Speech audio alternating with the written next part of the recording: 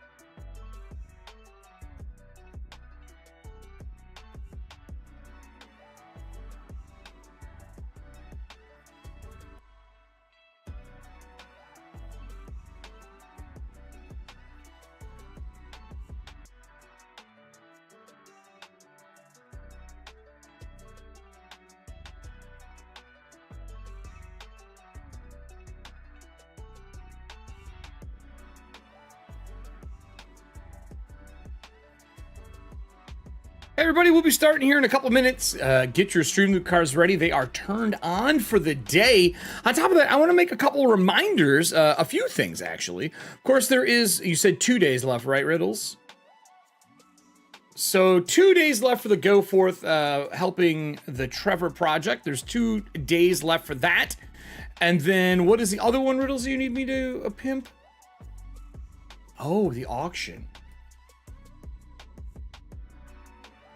Oh, okay. Grab me a link for that. I'll put it in chat as well. I'd like to also remind people, if you have not seen them, Todd's shirts, the button works now after much fighting over many, many episodes. I don't know why when I hit Todd's shirts, it rolls dice. It's like Todd's shirts doesn't like my ruling. I'll take a look at it here in a minute and get it fixed for Todd's shirt, since apparently it doesn't want to play it. And then the wall art is as well. How long for the auction on the wall art? 2 days on the wall art as well. Gotcha. So we'll be live here in just a few minutes, and we'll surprise Riddles like we always do.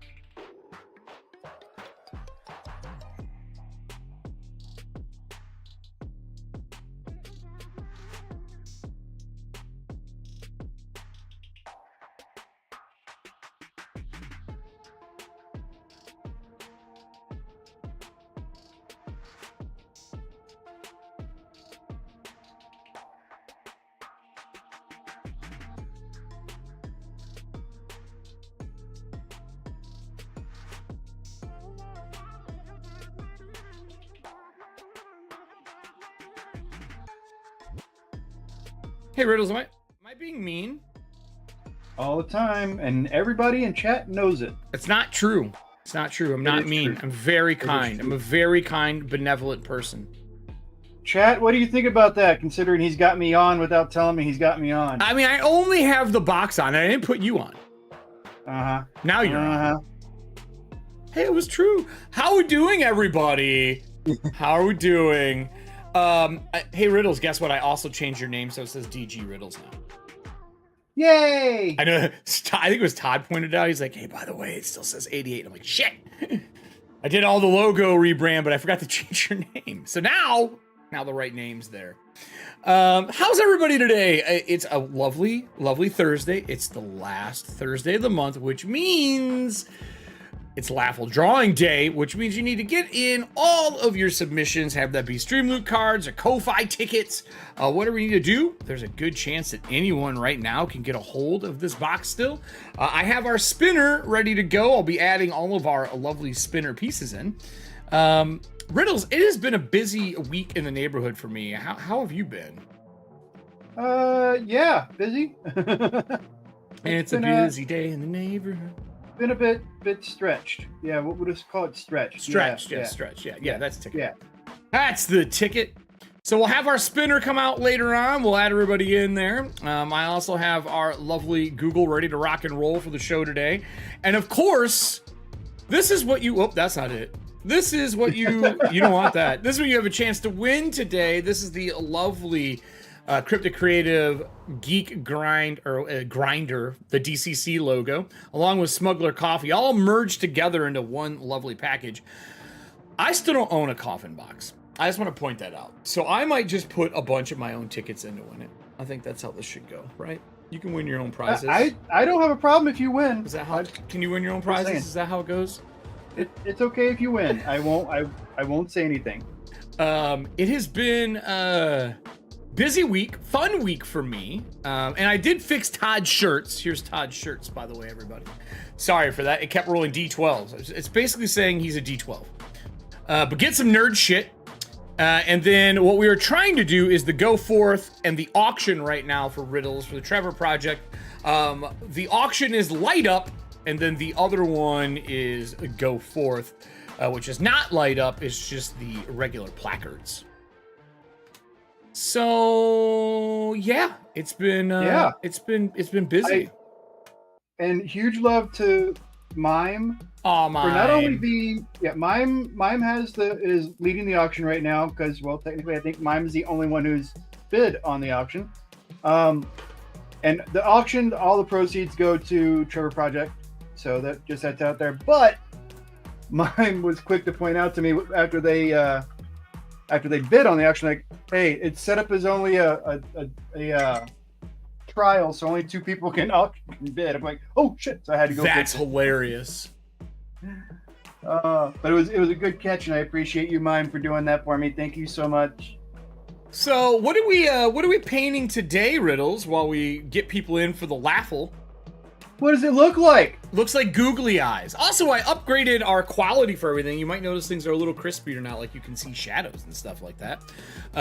We had an update on the back end here, so now we can have everything in 1920 by 1080 and up to 4K, depending on the person's internet connection. But and camera. Yeah, and the camera, yeah, that kind of stuff. But are those googly eyes? They are kind of googly eyes. They're not actual googly eyes. They're not actual googly eyes, no. I was excited that you had actual googly eyes for us. I can get actual googly eyes. I'm kidding.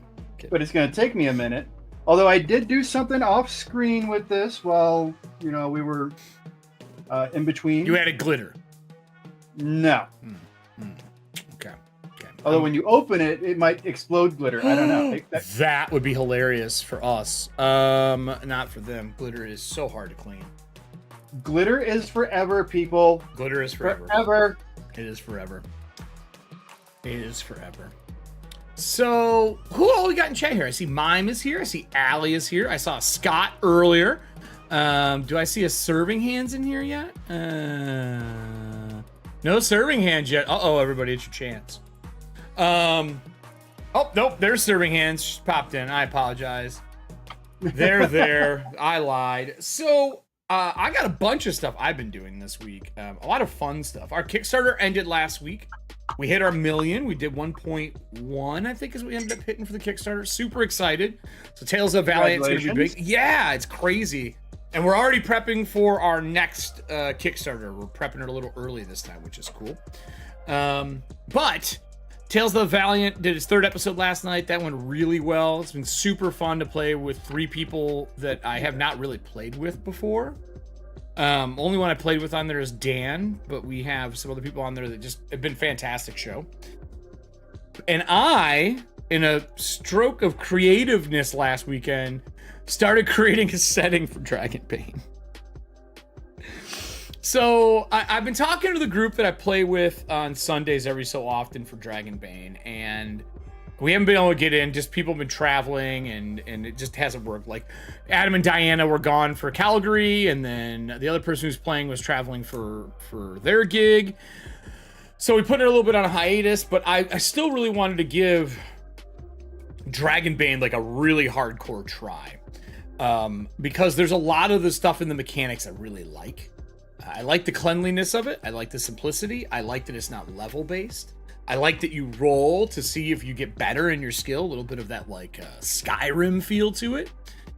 But I don't like the adventures, and I don't like the setting that's attached to it. It's a little dull to me. And I know it's because it's, 14 versions of the same thing. Like, I also don't really want to play Greyhawk. You know what I mean? Like, I grew up with it, but I don't really want to play Greyhawk. It has that kind of old school feeling, which is not what I'm looking for. So I started developing a totally different system. We already play tested it once, and we're play testing it again this Saturday. So that's what happens when you get a bug to make stuff. You just start doing it. So this weekend, I think it's Kelly. I think Serving Hands is joining us for this one. Adam and Diana and Drew are going to play. Last one was... Is this going to be streamed, or no, just private play test right now? Although that's not true. If you're in the Discord, we do it in Discord, and I stream the application, and people can come in and listen during it. So if you're on Discord, you can come in and listen, and I'm not doing a live stream for it, but you can come in and listen. It's kind of a thanks for being a part of the Discord. Come check it out. It's not public yet because I'm not ready for it to be public yet. We're still working out kinks. There's talks about game design. There's we pause in the game to go over like rules changes. So it's more of a peek behind the curtain of how I do game design than it is just an RP session, which is cool. What does it say? Scheduling a game with Adam and Diana. I know them feels. Yeah, it's true. So they are, but they're joining us this Saturday, and it's a one shot. I don't want to really give too much away on the setting right now, but it was a lot of fun. Last game we played was Todd, Kelly, Raven Minded from the server, and Amir, which is Trickster. And then we played our first run. We had some problems with alchemy, but once I figured out the kinks on that was on my back end. Fixed that, and it's super fun. The game is so smooth. Like, you're getting ready to play Dragonbane, or are you playing a Dragonbane right now? I'm not playing right now. I'm waiting for my copy to come in, Gotcha. Which should be anytime in June. Oh, I thought it was July. July, right? Are you excited for it? Have you looked over the rules at all? No, because I didn't have time to really go through the betas that they kept releasing and all the updates to the betas that they kept releasing. Well, the full version's out now to download. Yeah, right. Which I've already done that too. I personally like sitting back and reading. Yeah. When it comes to something that I really want to get into, instead of like for enjoyment. I agree. A book is nice. For game design, PDF all the way, because I can Control F search, cut, paste, make things. Oh yeah.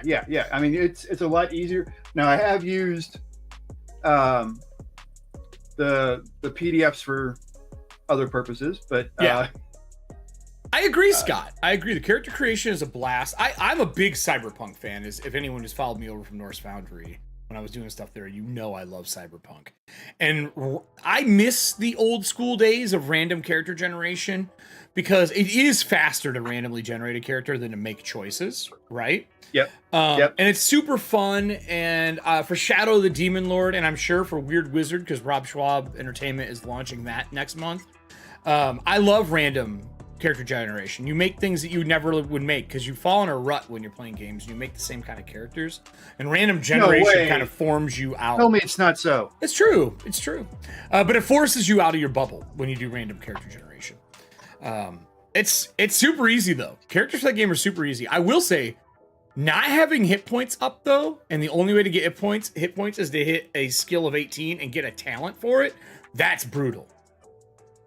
I'm okay with that. Oh, I think it speeds up the game.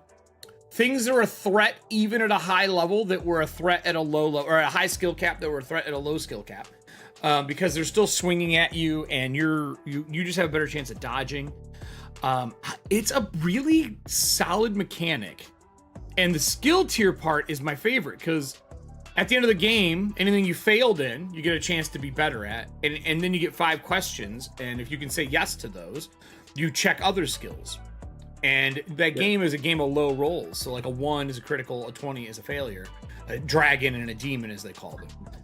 But if you are doing your skill up, you have to roll over your total skill number. So the bigger your skill is that makes you better, the harder it becomes because that gap, that margin gets smaller. When you're rolling like 15 plus trying to level a skill, you may not get it for 2 or 3 sessions. Love it. I think it's such a great, clean mechanic for doing that stuff. So I'm excited for that kind of stuff, but it's been fun. And pretty soon we're gonna have a desk buddy here. I got my yeah. I work at my desk all the time. My dog and cat do come up here and lay down once in a while, but it's hot in the summer, so they don't like being up here as much because we don't have the air running yet. And this room never gets cold. There's too many lights and computers. Like there's a computer here, there's a rendering machine over there. And then there's a laptop Surface here. And then over there is our media server for downstairs. So it gets getting warm in this room. So we're going to have a desk buddy. I'm not going to say what it is yet, but I got it. I'm pretty excited. I will show this off. This acrylic case is awesome. I love clear acrylic things. I've always loved them since playing Magic the Gathering, the old acrylic cases that you put all your cards in. But I'm getting a desk buddy.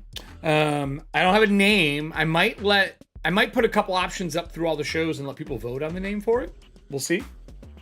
I want to name him Peter. Well, we're gonna see what they look like. They're white and black, theoretically. Peter. And I don't know the other color yet, and I won't for a little bit because it takes a little while until you get all their color. So I'm not going to say what it is. I used to work for an exotic pet store when I lived in Michigan, so I have a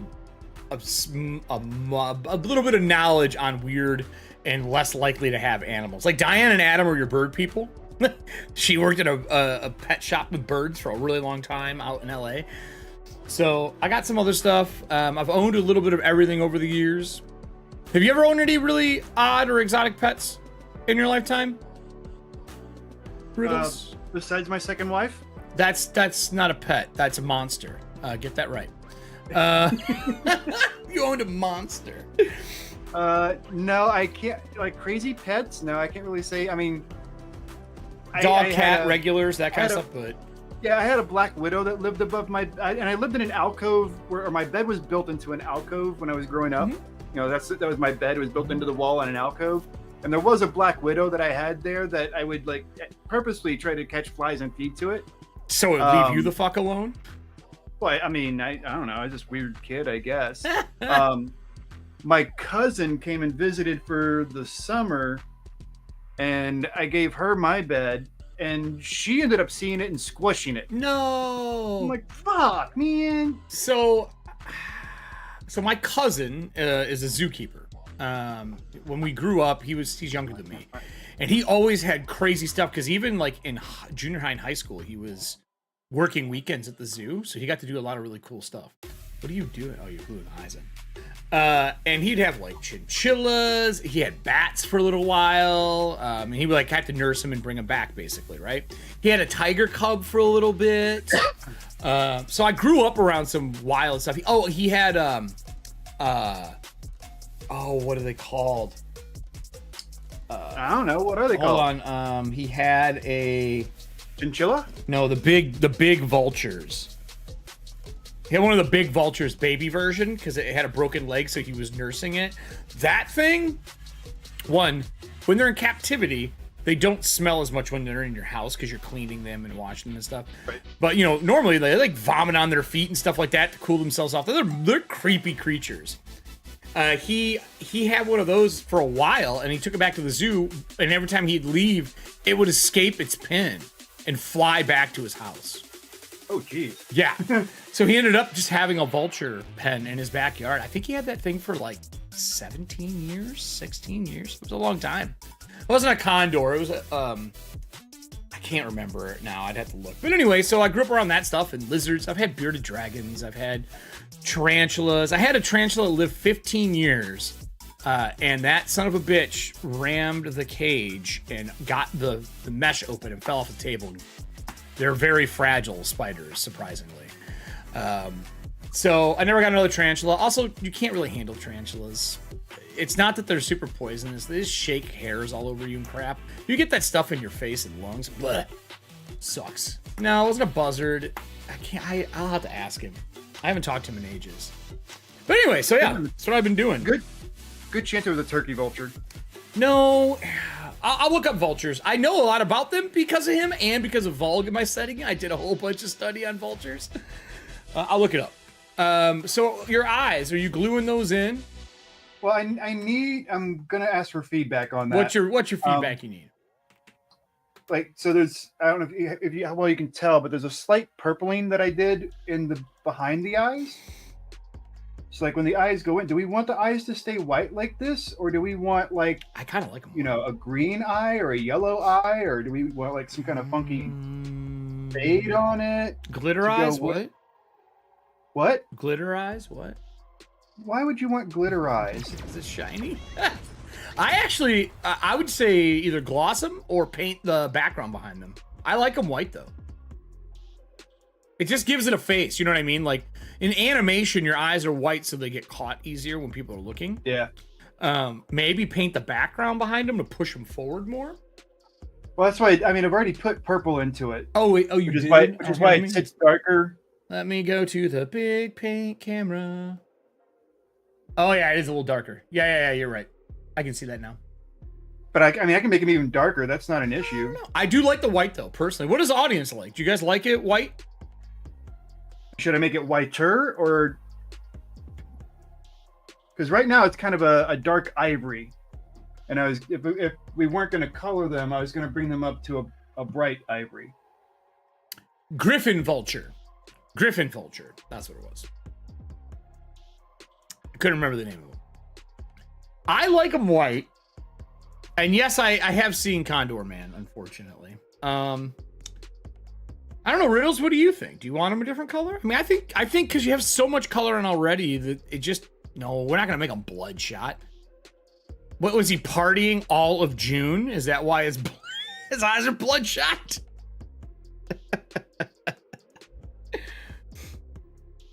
Oh, man.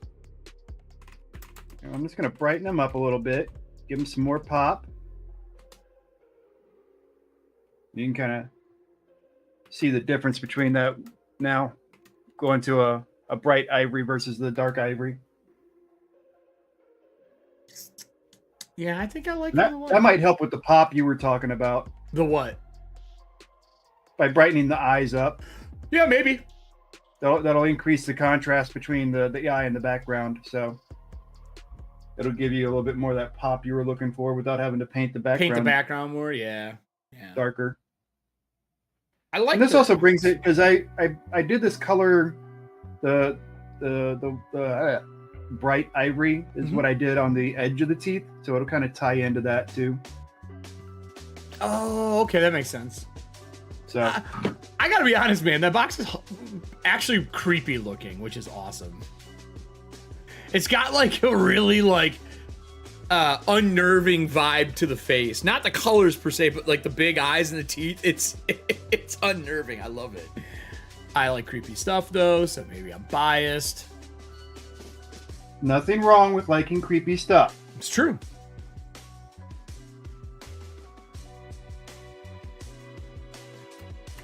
That's one of the fun. I mean, like, I'm not a big fan of New Orleans. And no, that's not how I normally say it. I've just learned to say it where people can understand it. And I don't like the fact that everybody thinks that all of Louisiana is like New Orleans. No, just like all of New York is like New York City. Not at all. You know, there's a lot more to the state than that. Yeah. But one thing lovely, amazing, brilliant that I love about New Orleans is all of the haunt and all the creep that goes with it. There is so much, like, especially if you get off the beaten path, there is some funk in New Orleans that just like will really put you at odds ends with like who thought of this shit. I mean, it's weird. Like, there's a lot of creep out there. It comes, I mean, if you do study, you can learn why a lot of it is. But they have some of the coolest graveyards outside of Poland that I've ever been to. Oh, yeah, yeah. If Eric didn't like creepy things, yeah, it means it was not me. It's Invasion of the Body Snatchers.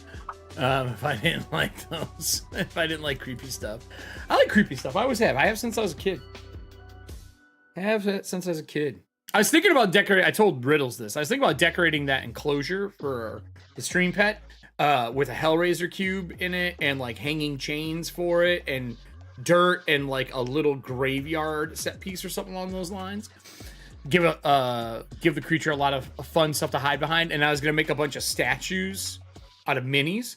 So like the number one thing people complain about making like terrariums and stuff like that is it's so hard to find small things to put in there. It's like, you motherfuckers do not play miniature games then, because I have enough miniature stuff to deck out everything under the sun.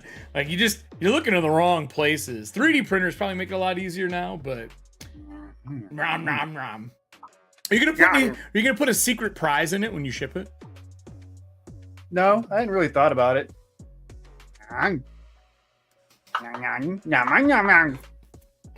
It's so funny looking, dude. It is. I'm loving it. So we got our first card today. One of the things I did to it, just like if you go to look at this compared to the ones that she has on her site, or if you get your own, yeah, I pulled up. It's on big screen now. It's okay. And she's gracious enough that she sends extra little pieces just in case you break one. Like a Mr. Potato Head. So this right here is the bar that you would put into here to lock it open for the pin.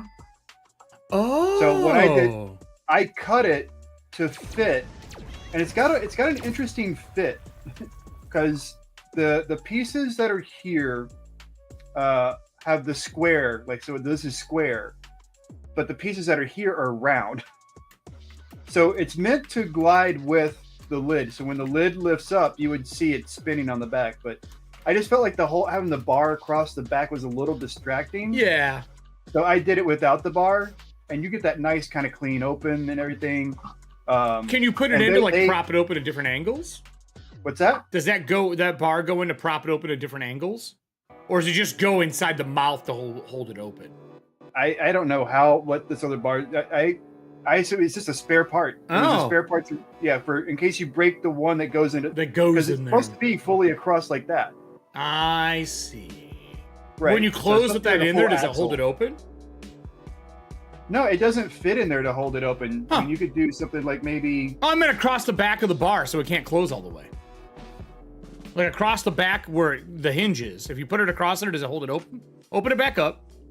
Yeah, no. And put it across the middle.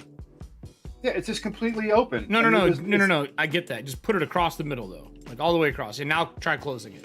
Does that keep it propped open? Yeah. That's what I was wondering if it was for. Gotcha. To keep it open for people. Well, no, it comes with extra parts. Yeah. Like. Oh yeah, because it came with extra eyes and everything. Yeah. So it just comes with extra parts. Because here's the other eyes and the different face. Oh yeah. Oh man, people getting cards, dropping cards in here. They want to win the grinder. Grind me. Well, let's read some cards, shall we? Well, if you insist. A cute and entertaining desk buddy is the answer to life, the universe, and everything. Look, if you are not wrong at your desk, that is 100% true. I didn't think so. Since pandemic, Good one, serving hands. Since pandemic, I've been working at my desk pretty much full time. And I've always had like a plant or something like that. But I do not like cleaning all the debris from plants off my desk all the time. Just a person, like I'd get a cactus or something like that, I guess, or an air plant, but I just stopped doing it because it's just a pain in the butt. But it is really weird when you just look at a screen all day and everything is tech and you have nothing in this area that is green. I can't reach the windows behind the desk to like hang stuff there easily. So yeah, you're right. A desk buddy. It is the answer. But with that, mine is played a trivia card. All right. This trivia is history, aka the hardest topic. Dun, dun, dun. I always feel so bad when the trivia card is history in any game ever. Especially when you're... Remember, everybody, we're starting a whole new mini this time. So what are we doing? Which mini? Painted. It's already painted. Cube so time. Huh? Is it the cube? Yeah, the gelatinous cube. Yeah. I would like to remind everybody, last time we had it, we completed our mimic. And because of that, everybody in chat got an extra entry. Which is cool. So anytime we finish one of these, which is awesome, everybody gets an entry who's in chat when it gets finished. Because Riddles likes to make my life hard. Wow. All right, this is a fun bit of old school history. Wow. Okay, are we ready? I mean, I'm ready. Oh, okay. I'm starting the timer after you read it. What company did Gary Gygax found after leaving TSR to publish games such as Cyborg Commando? Read it again. And there are two answers. There are two answers I'll accept on this.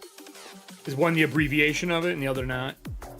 Well, the abbreviation didn't match the name. It doesn't. Because it was, yeah. So, what company did Gary Gygax found after leaving TSR to publish games such as Cyborg Commando? I have that in my closet, actually. Why does that not surprise me? All right, timer started.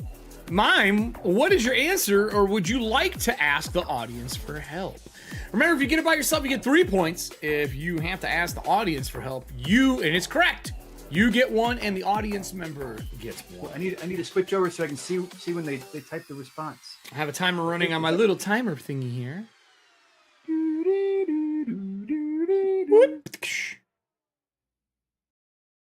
Okay, if I can get the... What? Dungeons and Dragons Entertainment? Dungeons and Dragons Entertainment. I'm assuming dragons because G is right next to H on the keyboard. I know. Drons. Dungeons and Dragons Entertainment. It's like, is that like Modrons Entertainment? I don't know. Clarify. Do you mean dragons? Dungeons and Dragons Entertainment, for clarity. Is that your answer? Is that your answer? Timer is running. Oh, don't be such a square.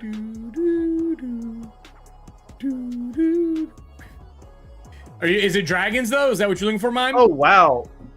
my video delay on the thing is like huge because I haven't even put the eyes into the mimic yet. Well, you just fast forward. You're probably just back in the timer. Drag the bar forward. Because unlike Twitch, you can rewind. That was weird. You can rewind, yeah. A lot of people don't realize that. Yes, Dungeons and Dragons Entertainment is what they're saying. All right, so I am sorry to say that is not the answer. Not the answer. What are the two answers, Riddles? New Infinities, No. but it was also known as Nippy. Which is the dumbest thing ever. That guy was high as a kite when he made that. Yeah, it was kind of, yeah. Let's just say there's a reason why it's no longer around. It's true. Actually, they didn't even publish that many stuff. They really didn't. Guys with beards is what Serving Hands said. I would have accepted that. Nippy. Yeah. Exactly, Scott. Nippy. That's okay. Our next one, though. Our next one. How many minis do you own? You mean a terrarium props? Correct. I wonder why aren't 3D printers promoting it as terrarium props as well? I mean, so there is a market on Etsy for terrarium props because the way it works, look, we're all gamers here, right? They think they're so fucking smart because they learned that they could magnetize a prop to the wall of a terrarium with a magnet on the outside, on the inside, so they hang on the walls. Look, people, we've been using magnets to replace weapon arms since magnets were small enough to fit in a miniature. Yep. I just laughed like I was watching a person talk about, I printed these and do you know you can use magnets? I was like, the fact that you just thought of that, I think you should go to a hobby store for more than 10 minutes. It's ridiculous to me. Ridiculous. You're ridiculous. I mean, sometimes I am. It's not untrue. You know this. But mine's gonna go for another one here. Oh shit. Yep. Who is your favorite TTRPG artist? The one that works will be in every room of my new flat, Riddles. Aww. Are you moving, Mime? You getting a new flat? I think they already got their flat, and they're slowly populating it. That's awesome. Every single room, I expected. I want lampshades. I want bed sheets. I want pillowcases. I want the sequins one where one version is Riddle's face, the other one is the goblin version of him. I want it all. So what are you painting right now? Is this one of the placards? So this is I did do sample versions of this. That one sold and one's at the store right now. But this is the adventure one, the D20 adventure one that everybody seems to enjoy that I did. So I'm doing wall pieces with the wall and desk pieces with these now. Okay. We decided that the big one is going to have the little shelf and hook holders. Sure. So, and I was just working. Yes, I got the base coat down on most of these. Now I just got to kind of like decide which paint scheme I want to go with. And I mean, if you saw what I did yesterday, you may see that I'm challenging some of my painting processes. Like that the lotus flower that I just did. I teased it last night, and then this morning I actually posted it. But yeah, that's a different approach.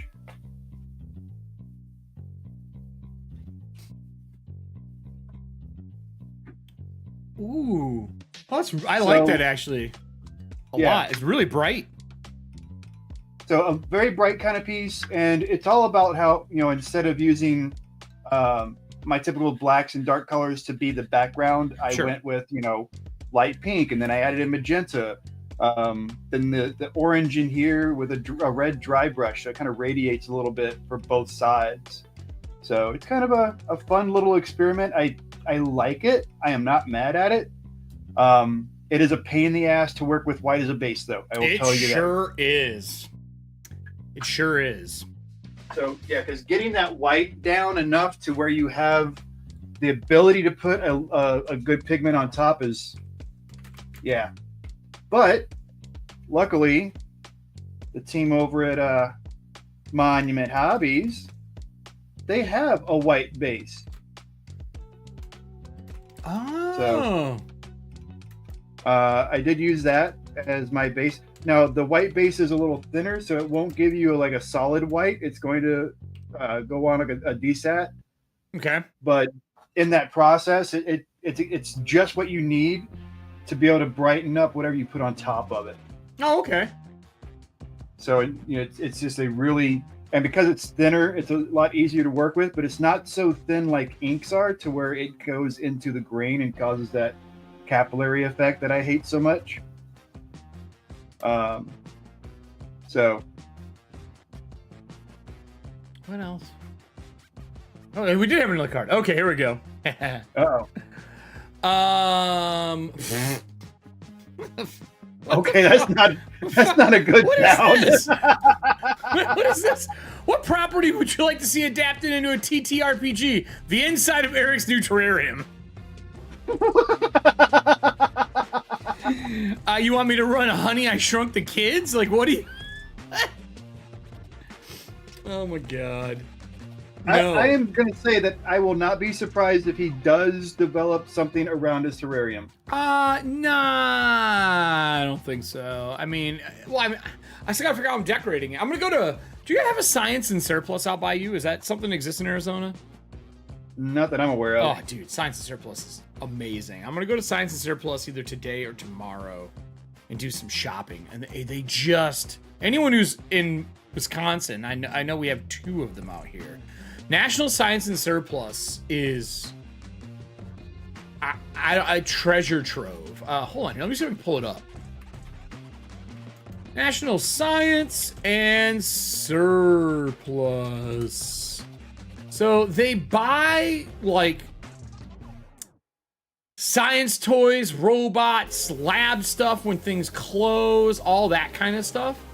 So here, okay. I'm gonna pull it up on screen. Like for anyone who's a miniature creator, if they want to work with electronics, if they want to do any of that kind of stuff, they sell just insane things. Just random stuff. Like, hey, we have a small size Milton journal because a company had a bunch of them for their lab and now they're sold out. Or they're closed. Here's a random bag. Oh, did you want an ammo crate? Do you want supplies for doing electronics? Do you like bottles? We have bottles. Like, it's just nuts.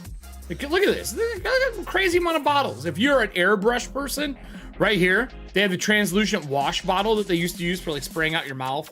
That has that really fine point. You also use it for chemical stuff. I mean, they just have everything. So like if you want to buy a sprayer for like your garden, like a like a pesticide sprayer, or you want a water sprayer, don't go to Home Depot. Go to Science and Surplus. It'll be half the fucking price. It's just insane. Then they also have like, $500,000 microscopes just because a lab closed that had them. If you're gonna do Halloween stuff, like ammo bags, here's plastic ammo crates. Here's old ammo bags from Chinese military, SKS drum pouches. Like, it's just wild stuff. Now, I will say, if you're gonna go and you go, oh, I have an hour, you're lying to yourself. You will be in there for 3. I've never been in there for less than that. Like, it just doesn't, unless I'm going back to purchase something I already purchased. Like, ooh, I need another one. I've never been in there for less than like at least 2 hours. Like, no joke. It's pretty cool. If you have one near you, I would definitely say check it out. I don't know all their locations offhand, but you can order online for them as well. But it looks like Illinois has them. Obviously, Milwaukee has them, and Chicago has it. There's only 3 locations, it looks like. I thought there used to be more. I thought there used to be 4 or 5 of them. I guess there's only 3 now. If you're near Chicago, go. Like, seriously, go. Dude, it's terrifying in there? No, it's not. It's amazing. Oh, you're talking about the terrarium? It's not terrifying yet. There's nothing in there. Next card, everybody. Next card. You have cards? We have more cards. What? Well, that was, yeah. Oh, that was the property when I read that one. We have a different card, though. Do you remember when Eric unleashed the darkness inside his new terrarium and trapped us all in it? No. Look. Okay, everybody. I own this lovely child's toy. That looks like a Hellraiser cube. That I love this piece, right? And it has like a storage piece in it, but there's nothing to store in it. And I've really been thinking about putting this inside the terrarium and like doing plants around it, like you found a cube.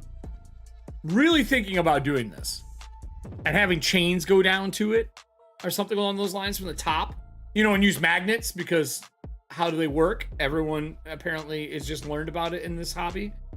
But I've been thinking about using this thing, but it's a super heavy PVC. I've been trying to find someone who can 3D print one that isn't so fucking heavy. But yeah. Thanks, Serving Hands. Yeah. Thanks. Thanks for that one. Thanks. Goofball. Anyway. You writing down your paint scheme? Yeah. Is this new? Yeah, this will be new. First time I've done this particular scheme. And anytime I do have a scheme, even an existing scheme, if I apply it in a different way, on a different kind of material, you'll rewrite it. It has one step different, then I write out a new one. Again, my point is just being more. So it's time to talk Secret Invasion, good sir. I haven't watched it yet. Don't worry, you don't have to. I'm not talking about the actual show. I find it funny that there's already discourse on it on the interwebs. Huh? Where people are upset about intro? the power set. Oh. All right. Power set for what? If you're familiar with the comics, I am. And the Skrull invasion, I am. And all the times that the Skrulls have appeared, there's one specific Skrull that kind of stands out that everybody talks about. Super Skrull. Mm-hmm. There's not a lot of them. He is not the one and only one. Right. So it's okay for Super Skrulls to have different powers than the Fantastic fucking Four. Mm-hmm. So, I actually enjoyed the first episode. I haven't watched the second one. I was actually going to talk about the flack that Disney got. So I was watching it with Jen. The opening credits? And I was like, man, this feels like animated AI generated. I actually kind of like it. It's pretty cool looking.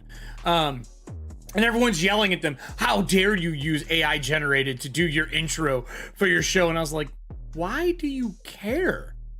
Like, well, fucking, they're still paying tons of other people who are on the show. It's just, and it's all art that is owned by Marvel. Like, you're here. I fucking need you here. It's an intro to a TV series, people, owned by that company using artwork that they own. Yep. Look, man, people are entitled to their opinions, but sometimes being quiet is the better answer. I enjoy it. I think the intro looks kind of cool. It reminds me of remember when they just started animating like flat art and like doing like the movement pieces to them, like that's kind of what it reminds me of. I actually really enjoy it. I think it's kind of cool looking. But I was like, man, this looks like it's AI generated. And sure enough, 2 days later, flack over it. It's like, you don't have to like it. That's okay. You can be like, I hate AI generated art. I don't like how it looks. I think it looks really cool.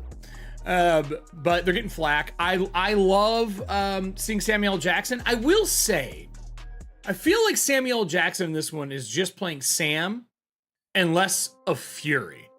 But I don't remember Fury's personality outside of the MCU well enough to know what his personality was like anymore. You know what I'm saying? Like, I feel like, to me, when I close my eyes, Nick Fury is Samuel L. Jackson at this point. I know what the old one used to look like, but that's what I see in my head now. Well, I mean, he was the model for the one in the Ultimate comics.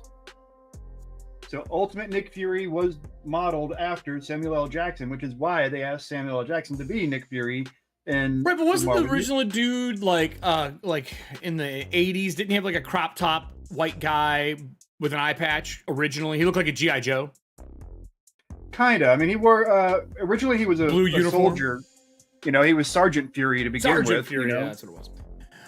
And then he became Nick Fury. Didn't he have robot clones of him too to stop himself from dying, if I remember correctly?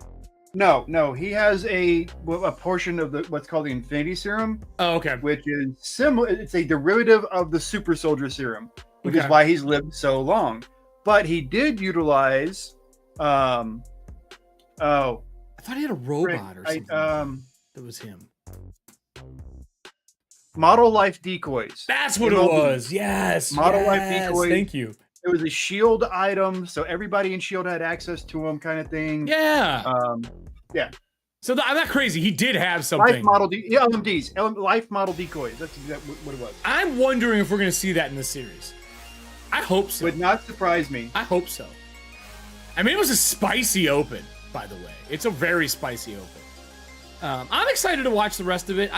It's weird, like the Marvel Cinematic Universe and the series, you know, Disney's been pumping a lot of money into them, but I think their expectations are so high because their budgets are so high.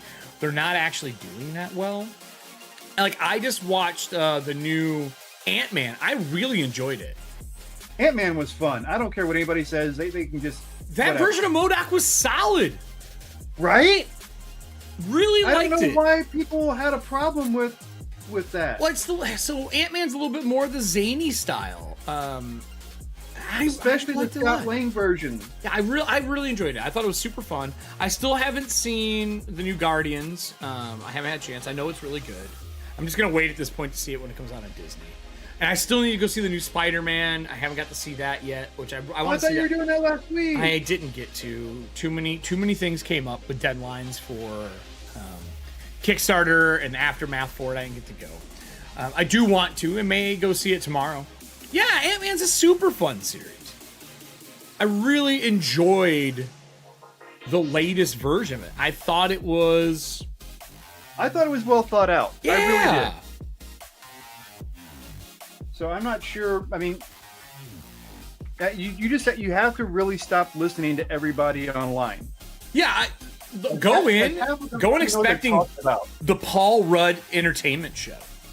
But honestly, I don't remember the actress's name who plays the head of like the Resistance group. Oh, she's amazing. She's she's in something else coming up. She is cut. She plays a boxer or a fighter in something else that I've watched. She's really, really cool. I enjoyed them a lot in that. And then who plays the original Ant-Man? What's the actor's name? The older gentleman, married to Catherine Zeta-Jones. Michael Douglas? Yes. Yeah. How does that guy look so good in his old age? Dude. That man's just a silver fox. I don't know how it happened. He looks better now. He's like thinned out. I know he had a cancer thing or something like that. Like he fought something off for a while. But like the guy looks really good. He moves really well still for his age. Like shocked. And I've always enjoyed him as an actor. But he was great in this. I thought he was super fun. There's a lot of adult dialogue in this show. Like undertones of like adult dialogue. All right, so in The Mandalorian, the latest season, the comms officer. Yeah. That's the same girl who played in Jantora. But they were that's what it is. They were a boxer or a fighter in something that I had watched. I can't remember what it was. Because they were a stunt person originally, weren't they? Possibly. They played Kimball in Agents of S.H.I.E.L.D. Oh, I didn't know that. I never finished that series. I should do that. Kirk lived a long time. Good. She's also been in like Z Nation, The Walking Dead, How to Get Away with Murder. Walking Dead. Yep.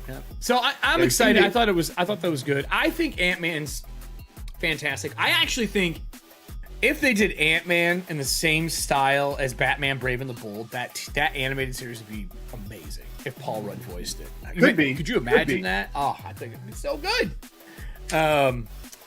But yeah, I'm excited to see where this series goes. I'm excited for She-Hulk when it comes back. Loki, I'm up in the air on. I enjoyed the series. I didn't really enjoy the last episode that much. I didn't hate it or anything.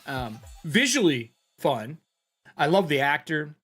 But I guess Disney's kind of been struggle busting a little bit. They canceled like 5 Marvel things coming up, like movies and series. They canceled 5 of them. So we'll see. I also think they got to remember they're doing a changeover.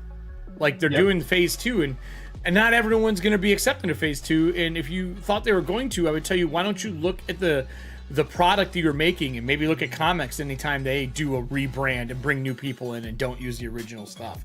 it didn't go well for them. It never does. And let's be honest, go make X-Men. You'll have so many people watching your shit that you will no longer worry. X-Men show will crush right now. Absolutely crush. But we'll see. We'll see. Yeah. So yeah, that's been my Marvel thing. I watched that, and I'm gonna watch the second one, and I'm excited for Ahsoka. I'm super excited for Ahsoka right now. I'm very excited for Ahsoka. Ooh, more cards. So Ringhands is trying to keep their lead here. What is the craziest excuse you've heard for canceling a game? It got bought out by Disney and then killed after post-production.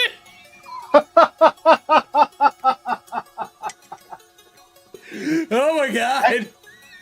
That's more of a Warner. That's more of a Warner Brothers thing. Seriously, I mean, look what happened to Batgirl or Batwoman. Well, When they had a problem with the canceled that whole actress, thing. and then they After- brought another actress, and then the ratings went down, and the answer really No, is I'm not talking stop about the putting TV show. I'm sin on talking about the CW. movie. Oh, They did a whole Batgirl movie. Yeah. It's done. It's complete, and they've decided, nope, we're not releasing it. Yeah, that's a sad one. That's a sad one. I would like to have seen that. I like Batgirl a lot, actually. You know what I'm really sad about? Did you see? Let me see if I can find it to pull up on the screen. So I'm a huge Spider-Man and 2099, and I love Batman Beyond. I love that sci-fi future version of superhero stuff because you don't see it very often, right? Right, right. So, because the Flash crashed, it didn't do well. I haven't seen it yet. I heard it's just a colossal cluster, but I'll still watch it at some point. They were possibly doing a Batman Beyond movie. And now that talks is gone. Yep. And the art for the poster that I saw for Batman Beyond, while I think it should be Michael Keaton playing old Batman, I agree. they were looking at Sylvester Stallone, which honestly is a very glad they good didn't. old Batman if you watch the animated. Well, he'd be good at it, but it's not what I would be looking for. I think I'd be 1,000% fine with it. I mean, look, everybody. Have you seen old Batman? Like, Oh yeah, that is old Batman from Batman Beyond. And Well, what I will say is, if you've watched Tulsa, right? His new. By the way, if you have not watched Tulsa, it is amazing. I don't know what's going on. Look at him. He's basically old Bruce Wayne. He's already there. He looks like old Bruce. He's even wearing the coat. if this was Dark Knight Returns, No, that's I would another be- one that they thought about him playing it too. Yeah, I'd be all for Stallone playing that version of Batman. Like, because I think he'd be a perfect Batman Beyond. I really do. Let me see if I can find the movie poster. Well, I mean, Batman Beyond is technically Terry. Right, but old Bruce is in it, so he would need to be in it. The only problem you would have with that is you need your Bruce. You need your Bruce in there. I understand that. Stallone would have to be taking a back seat for that movie because it's really Terry. But I guess Bruce would be on comms the whole time and stuff like that. I don't know. I think it would be amazing. I would watch that in a heartbeat. I love how they took and did his origin in Justice League Mm-hmm. instead of in, like, you know, sitting down and having that conversation, which I mean, it's so old. This is not going to be spoiler for anybody, I hope, at this point. It doesn't matter at this point. Yeah. But yeah, I mean, having the conversation with Waller and figuring, you know, Yep. realizing that, oh shit, I am a clone of Bruce Wayne. Yep. That was done by Waller. Yep. I enjoyed it. It's one of my favorite animated series, to be honest with you. I loved Batman Beyond. I thought it was such a great, you know, like I said, you just don't see sci-fi stuff. And actually the comic they did a couple years ago was really solid as well. But you just don't get to see that stuff enough. Sci-fi. No. Sci-fi superheroes. And I don't mean like a comic based around sci-fi. I mean like the superheroes we love done as science fiction.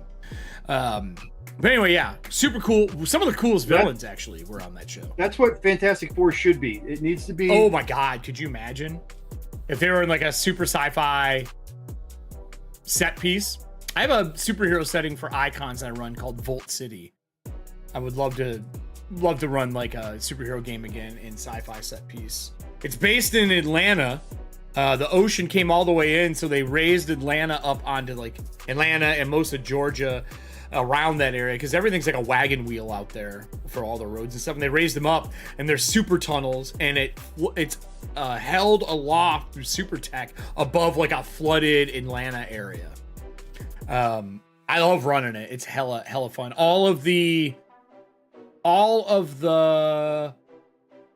industries and tech stuff are named after Greek and Roman gods. Oh, that's fun. Because it's really Greek and Roman gods from DC running them. And I just never told the party that. So Thor Motors is Thor running it. He's just old. And he's running Thor Motors. This was super entertaining to run. But superhero games are fun. I still think they're the hardest thing to run long term, though. You got to have a dedicated group who knows how they want their characters to grow, because superheroes don't change as much as D&D heroes. No, they don't. It's a very different style of play. And I do think it's one of the hardest things to run, and maybe even the hardest for players to play, because you also got to set like lines in the sand for canon on like what powers can do and can't do and how far past them you can push. It's difficult. Well, we'll find out in August. For what? 616? Yep. Yeah, I already have it on pre-order, so I mean, let me know. You let me know. Maybe I'll be wrong. I always like a good superhero game. I think Icons right now is the best one on the market. Champions is great and all, but it's too much grind to build something for the hero system. Champions reminds me of the way DC had their game back in the late 80s. Yeah. It was for a hero game, it was super crunch. Really crunch. But Champions is made to do everything too. You know what I mean? Like, right. Not just one thing. But one thing that they did kind of do very well in that game was made it to where a character like Batman could stand next to a character like Superman and work. They did that very well. That was the hardest thing, because even Marvel doesn't really have that. No. In their old Facebook There's power system. levels, man. Street level on up, you know. Yep. You can't have Superman running with Daredevil. That's not, you know. Yeah, this is not the way it works. It's not the way it works, right? And I say that because I say soups, but you can pick anything from Marvel. Honestly, let's be real. Spider-Man shouldn't be running with fucking Daredevil. I know they do it all the time, but that's only because Spider-Man uses like 25% of who he is. Because he doesn't want to kill people. Right? It's true. Wrong answers only. Ra's al Ghul on his day off. You're right. That Gary Gygax is Ra's al Ghul on his day off. And he also owns a company called, what is it? Nippy? Welcome to Ra's al Ghul Nippy, fishing and bait and tackle. That's what when I heard Nippy, I thought it was a fishing company when he first did that. I was like, what the hell? Is he selling lures? What is this? Is he selling bait? Oh my God, people. Yeah, that's one of those brief moments in gaming history that most people don't talk about. No. Just nothing good came out of it. It wasn't like bad stuff came out. It was just like he burned out. He made one thing with his partner, and once him and his partner didn't talk anymore, it all just kind of dipped. Should have went back to making chainmail. Well, I mean, if you want, on Amazon, they do have a documentary. They do. Called Blackmore. Mm-hmm. They sure do. Which I don't know if you have or have not watched. But Blackmore is the other side of the story.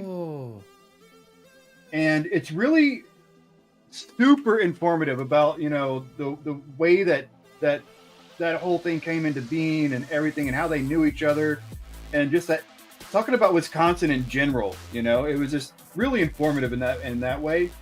But be prepared that this is the roots of D&D are extremely war game heavy. Yeah, 100%. And which is not a bad thing. I mean, it was a war game when it started. It wasn't actually a role-playing game. Right. For D&D.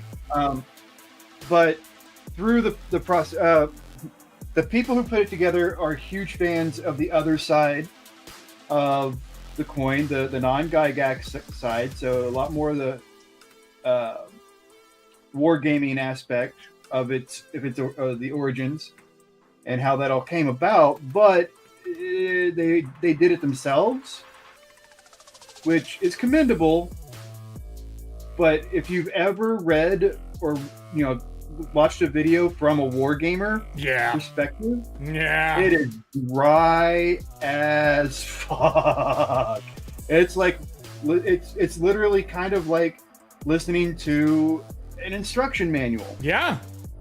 There's no excitement, there's no nothing there's but super freaking informative. Like, there's details in there that you will not find in any other documentary that I've seen thus far. And it was cool, like, getting to hear from the people who played back in those before D&D, when they were still figuring things out and doing their own thing, So that was super cool to like see some of those people that they're still playing their game going on. It's awesome. So Scott in chat just said, excuse me, I didn't know. Saw the other day that Dark Horse is bringing Nexus back. Do you remember Nexus? Yep. I always like Nexus looked like he was Cyclops' brother for Dark Horse. Because of the visor that he had, Right. But I didn't know they were bringing him back. I barely remember the comic. I don't even remember his powers. Like, what powers did Nexus have? Do you remember? No. Scott, do you remember what Nexus's powers were? Because wasn't like... Gosh, when did that come out? Like, how long ago? Serving Hands just gifted 10 packs to the community. All right, everybody. Scott, jump on that. I know you want this thing. You got an hour to use them cards up. Thank you, Serving Hands. But I don't remember what his powers were. Man, now I want to go back and read this. I would be more entertained if they brought something back like Mage with Kevin Matchstick, or... Yeah, but you always say that. That is your answer every time. And my second answer is what? I don't remember. It's probably the same one you mentioned. Bring Grendel back. Matt Wagner was a genius when he wrote all those. Well, wait, what? Which comic? Grendel. Oh, Grendel was good. I actually did enjoy Grendel. I think Nexus would be fun because if I remember, it was super sci-fi, right? I honestly did not read that much of it. It's called, the release date said March 15th, 2023. So that means it's already out, isn't it? Mike Barron is doing it. Oh, okay. Isn't it already out though? When's the release date? It says release date March 15, 2023. That's done. Yeah, it's out already. Ooh. Why is it $10 though? It's $11 for a comic nowadays? If bigger ones possibly sometimes, yeah. $11? I don't know, man. That better be a fat book. If it's indie published, it's 66 pages. That's way more than average comics, right? Correct? Yeah. So telepathy and fusion casting is his powers. I'm in. I'll pick it up. I'll let you know how it is. I'll pick up a digital copy because I put a digital comic on this screen a lot when I'm working, so I have something to read. I'm in though. That sounds great. Wait, you can read? I mean, the pictures. Everyone can read pictures, dude. Can you read? Got it here. Next month for EFP, July is our last month for Dragonlance. Oh, is it? Finally, the series finale will be in July. I'm looking at lining up some guest stars for it to come play dragons. We had our first big dragon on Tuesday. We had an ancient green show up in Palanthus and just wreck shop. And that's not even in it. I just tied it to it. What I'm seeing is March 2024. No, I'm looking at it right now. This is March 2023. Nefarious. Nexus Nefarious. I'll put it in chat for you. Would Unless that's an old one. No, this is the right one. You can buy it right now. Buy it right now. 2023. So anyway, so yeah, that's our last month for that. And then Gen Con, which is awesome. So Gen Con, you'll be there. Yes, I will. Diana and Adam will be there working with Norse. Nice. Everybody from Valiant Soil will be there. So the 4 cast members for that will be there. Dan from Nat One Front, Jay from Swole Initiative, Kat from Catasaurus, and then Utima, which is Brianna cosplay. She'll be there. So they're all going to be there. And then Kelly will be there from the show. Drew may be there. I'm not positive on that yet. I don't know if Drew's going or not. So I'm excited for Gen Con because I haven't been in a couple years. Because of COVID, I skipped last year. It's the first time I wasn't at a Gen Con in so long. So long. Well, this will be my first one, so be gentle. No, that's not happening. There's no gentle in my life. I did go last year. That's not true. I did go last year. I didn't go the year right after COVID. That's the one I didn't go. But I did go last year. So it was super fun. Oh, Scott's in it. Scott's in it to win it. Nice. He's playing him. What was the most magical thing about the 80s? The music? Of course Scott said the fucking music. We just talked about that, Scott. I was like, isn't Scott in a band? I just literally mentioned that before the show. Yep, he did. I was there. I can bear witness to that. Scott, are you still in a band, buddy? Serving hands, if you decide you want to go, I know Kelly's got space in the room. I'm pretty sure I have to stay with Cobalt Press, but I know Kelly's got space in the room. If you can find a way to make it happen. If you come out here, you could ride with us if you want. We leave on a Tuesday. I think I have space because I'm the only one in my room. I have to check and see how big if it was 2 queens or not, though. You're out by the airport, though, aren't you? Yeah, I am by the airport. This is downtown. I will tell you that by the airport is okay if you like getting away and you don't want to be there the whole time. But if you're looking to be there, that trek back and forth, not fun. Mostly the parking. You could Uber, which is probably what I would recommend. There's also the shuttles. There is shuttles from the airport now. There never used to be, which sucked. So yeah, I'm probably just going to end up doing shuttles mostly. Yeah, flights are insane right now, serving hands. Now I just have thousands of dollars in gear that isn't getting used. No, you're not playing anything right now? Well, that's not good. It's time to find a new group. Or you know what you should do? Produce DMCA free music. Put that shit out on Spotify. And seriously though, DMCA free music would be dope right now if you're producing stuff. Anything that's like background jams and stuff like that. I'm telling you what. I don't know if you're a producer as well, but fuck. It's much needed. We're running out of DMCA free music right now. 100% running out. It sucks. It sucks a lot. So, yeah, I had some other stuff to talk about, but I left it downstairs. Go get it, No, silly. I don't want to go downstairs because the dog will run up here and she's being calm. She's sleeping right now. She's been a spaz today, so I just want to leave her where she is. She runs in here and she hits her tail against the light that lights the wall. I'm afraid she's going to break it because her tail is like a small nuclear warhead.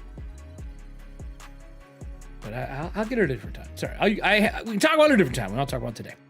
All right. It's okay. I got plenty of stuff. Plenty of stuff. So I do. Sure. I do. Sure. Don't you fight with me. So I'll fight with you all I want, Mr. Man. Trying to think if there's anything else I can talk about that's up here that I'm allowed to talk about. I have a lot of stuff I can't talk about. I know you got some stuff you can't talk about. So in August, that means that we will have Watching Paint Dry, and then my new talk show is going to be starting in August. It'll be starting, unless Riddles wants August off, then we can do that too. But all the other shows will be done, and then in September something new will be starting for them. it should be campaign 2 for Athantia, but there's a chance that it's going to be something else. Depending on some of the companies that I'm working with right now, there's a chance it might be a weird wizard. It's a chance that it might be something from Free League for a month or two. Because I kind of want to start Athantia up in October. Because it makes sense, because it's Halloween. But we'll see. I'm still up in the air on that. I got a lot of stuff moving in the background, but we will have my talk show starting in August. And then at Gen Con, if you're going to be there, I think I'm going to be doing a few recordings for Corpse Talk there as well. Oh. Yep. I'm bringing some gear, some lights, and then I'm going to record Corpse Talk a couple of the days. It's going to be a little bit of a different con for me because I'm working a lot of it for Cobalt Press. I usually network full-time for companies. I'll be networking part-time and then working for Cobalt Press part-time while I'm there. So, more cards. Oh, God, this card. We haven't seen this card in a while, but I never forget it. Never forget it.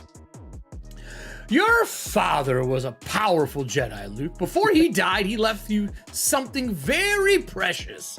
A brand new desk buddy hidden amongst the shadows of your mind. Isn't that just called the Sith? I think that's called the Sith. Scott. Sit, Ubu, sit. Good dog. Scott says, if I didn't have to work, I would run Alien or Blade Runner all day long. Yeah, I really do want to play. I still want to play in a game. I still have not found a game to play in since I've said that in February. Just timing is not lined up. No one's running a game on a day I can play. It's been a little all over the place. But Scott, listen, buddy. I like both those games. You do know there's other games out there, right? Yeah, and we play some of them. I know. Do you like, okay, which one's better? Blade Runner or Aliens for you, Scott? Aliens. Hands down, Aliens. Sorry. Scott. For Scott, damn it. I don't care. My answer's still valid. It wasn't. I wasn't asking you. I didn't say riddles. What's your favorite? I'm gonna click. Seriously, he's like this off camera too. I don't know. On why do camera, I do this off to myself? camera. I don't know. I don't know riddles. I don't know why you do. I have no idea. Do you have a favorite between the two? Have you ran enough Blade Runner now to have a favorite between the two? Me personally, no. I haven't run Blade Runner. I've played in it with Scott on a Cinematech kind of level, but I haven't run it myself yet. They're box Aliens sets I've run multiple times, and I find it extremely fun to run. I find it extremely fun to play.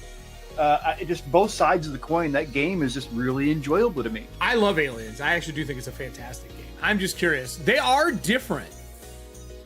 Doesn't matter. Every game does different things. That's not the point. Do you have a favorite between the two? Who, me or him? Him. I'm talking. He just says, geez, they're different. Both are fantastic. They do different things. They do different things. I'll be honest. I don't know Blade Runner enough to say I love it or hate it, or love it or think it's great.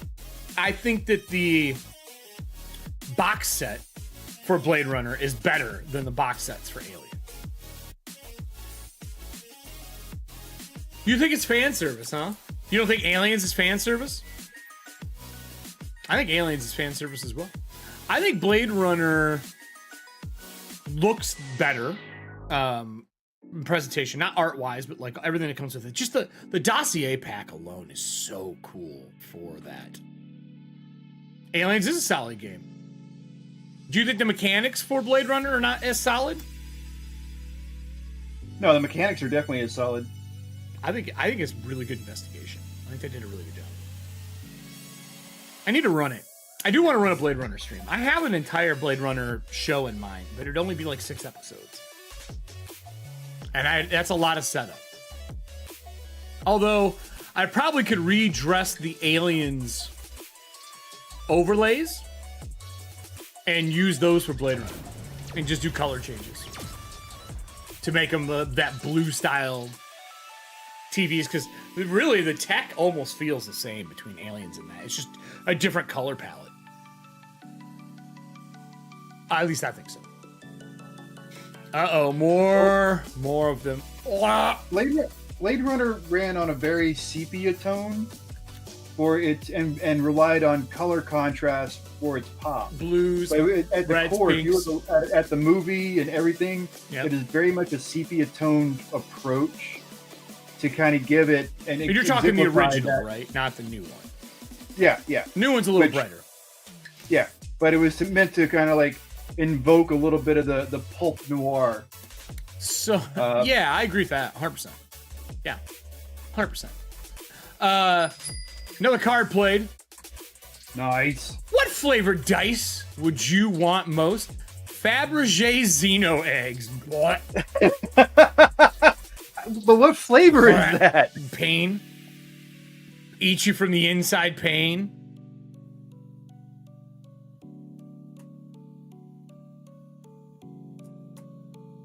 I don't know about that.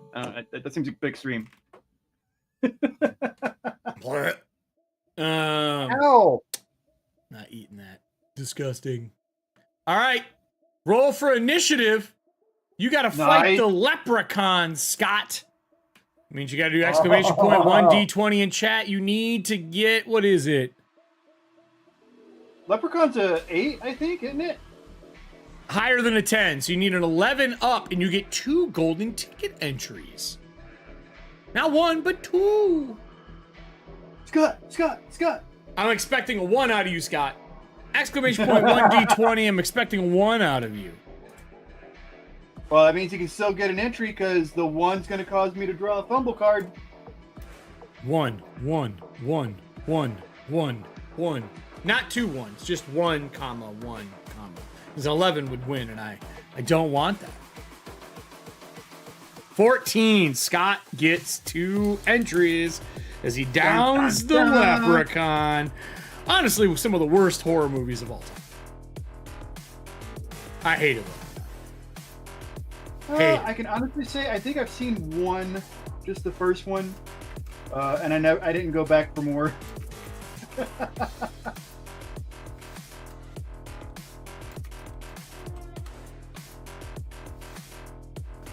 What does it say? Consider it brung. Good roll, Scott. Actually, Digidice have been on fire for all my shows the last couple of days, to be honest with you. People have been rolling real well. Real well. Oh, wait a minute. I get to talk about this because I'm on the stream and he's not. So he can't like contradict me or anything. You mean He I'm can't tell me right to here? shut up. No, I'm talking about Scott Oh, okay. Go ahead. and what I did to him at the end of Vassin on Sunday. How are you liking that, by the way? I'm loving it. I'm enjoying it a lot. I was a little cantankerous on Sunday. I'm not gonna lie. I got a little. Yeah. Can't see what you're painting, Riddles. You're not. It's magic. All right? It's not magic. It's off screen. That doesn't make it magic. Yes, it does. That's what distraction and misdirection is. With Scott, one thing Scott loves to do every time, and he's good at it. All right, he's good at it. So, but it's the cliffhanger. I love cliffhangers. He loves leaving everybody on a cliffhanger. I And like a good cliffhanger. I'm not gonna lie. I did we were wrapping things up, and he decided, oh wait, you know what? We're gonna roll for this one last thing. And I think I prompted it somehow. I don't remember exactly, but anyway, I had to do a roll, and now I have 4 choices based on my roll. Okay. And it was the end of the session, and he loves to do cliffhangers, and I decided, well, I'm doing the cliffhanger, and I left him hanging on what my decision was going to be. We don't find out what my character does until next week or 2 weeks from now. Oh, really? What are you playing in that game? I'm playing an investigator. Okay. I'm a grumpy old man, and obviously I have He panicked. He said. I have some problems with religion. I mean, real My world. character does, which is a solid reflection of my own. Are you liking the mechanics? Because it's the Year Zero engine, right? Yep, it is Year Zero, and I like it. I really like that system in general. because there is a good bit of flexibility in how He's gonna Nova a baby. What? He says he's gonna punch a baby. I said he's gonna Nova a baby. I might be punching a baby. That was one of the options. I mean, sometimes. So, I remember in Tales from the Loop, which is Year Zero-esque, along with Mutant Year Zero, you had a way to recover your dice pools. Is that still in Vaesen? For Year Zero engine? Like your dice pools. Like, do your dice pools deplete or along those lines, like where you have to replenish them through certain resources? Like, do you have dice pools for that Year Zero engine? Not in that aspect that I can. So it is different than Tales from the Loop. Tales from the Loop, though. What's that? I don't remember that from Tales from the Loop, though, either. Yeah. Well, you took damage and you had to like talk to your pet if you had a pet, or go back to your headquarters to. Oh, recruit. that. Well, I mean, you have that in. They build that into a lot of their systems. I'm not sure what they because it's not rebuilding your pool. It's ways of taking like negative effects off. So like in Alien, you have your little trinket item. Yeah. That if you play with for 10 minutes in a secure setting, you can decrease your stress by 1. Oh, okay. So I haven't looked to see if there's a similar mechanic in Bossen. But like the one thing I will say, the one thing that throws me off a little bit about Bossen, and you just kind of have to like stop and think about it for a minute. But like some of the skills associated with that or attributes, the names they use can be confusing for some of them. Names for what exactly? Like for characters or abilities? What do you mean? For abilities. So like, where is my Bossen book? Oh, there it is. Is it because of a language translation, or? I don't know. I don't know where. I don't think it was a translation issue. I don't think that was it at all. I think this was more along the lines of just like a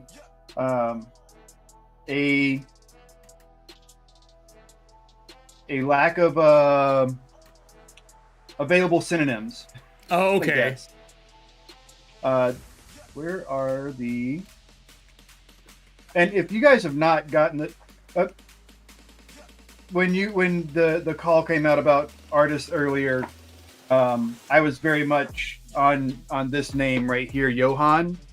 Johan is currently one of he's my favorite artist that's currently working in the industry. He did the artwork for Bossen, and actually he did the artwork for Bossen back in 2017 when he did a book specifically dedicated to what the true Bossen art. Okay. So that book that he did was part of the inspiration. That Norse gods book from that you see in Grimfrost. Yeah, absolutely. Yeah. That's him as well. All the artwork in Dragonbane. I mean, it's his art's amazing. This is my current favorite guy as far as art goes. That's currently working in the industry. I thought about running Vaesen as a stream. My only concern is it's too close to a Thontia. Because it's that horror, the turn of the century kind of feel, right? Like that's early 1800s, early 1900s, correct? No, this is all 1800s. 1800s. Typically mid 1800s. Firearms, though, right? Oh, what's that? There is muskets in it, isn't there? Yeah. Okay, but not case ammo, musket ammo. It's like old school black powder. Yeah. Okay. So like, investigation is one of their ones, and it's specifically dedicated to a room or a location. Whereas you would think observation would apply to anything. No, it's watching people. Oh, okay. It's watching. If it's things, go to investigation. If it's people, go to observation. Yeah, I mean, you just gotta take some notes and write them down for that kind of stuff. That's just mechanic because we're so trained. You kind of like right, and that's where I'm at. Like that's why I'm saying like the wordage, like vigilance. vigilance is all about. It's not about. It is kind of what it sounds like, but it's not because it's all about. It's all about basically. It's the skill that keeps you from being snuck up on. How vigilant are you in your awareness? Is what it's about. Yes, I mean, Fantasy Flight Games, they did the same thing, remember? Because you have cool and vigilance. You're like, when the fuck do I use each one for initiative and piloting? It's a very similar thing. It just takes a little bit to get used to it. So it's just but once you like, some of them are like really simple, like force versus close combat. Yeah. There's no questioning that. Agility, there's no questioning. Range combat, stealth. Medicine is an interesting one. And then the other one but between investigation and observation, the other one is learning, and it works differently than either of those two. So it's a curious bit. I do love the art though. I love the art. I'm really enjoying the game that Scott's running. It's fun. It's I've studied a little bit of these kind of things, like all the folklore stuff, because I think we all did as kids. I really do. Still do. Just the old lore. Yeah. That is your influence. Slightly twisted old lore, though, because theirs is definitely different. I find that enjoyable. So we got more cards. People are trying to get in on this with serving hands, putting the community packs in. It's just been nonstop. So I'm assuming this is supposed to say Eric, Scott. Oh no, Riddle's Eric's desk buddy. It's broken. Look, it's not even here yet. My desk buddy isn't even here yet. It's not broken. I don't have it. I don't have it yet. I won't get it for probably another 7 days. Being a grumpy old man who hates religion is Riddle's proudest achievement. Not wrong. I'm surprised Mime hasn't picked up some cards here from the community pack. I don't hate religion. I hate organized religion. There's a big difference. God damn it. Calling me out, though. I feel it. Scott. Luke, I'm your desk buddy.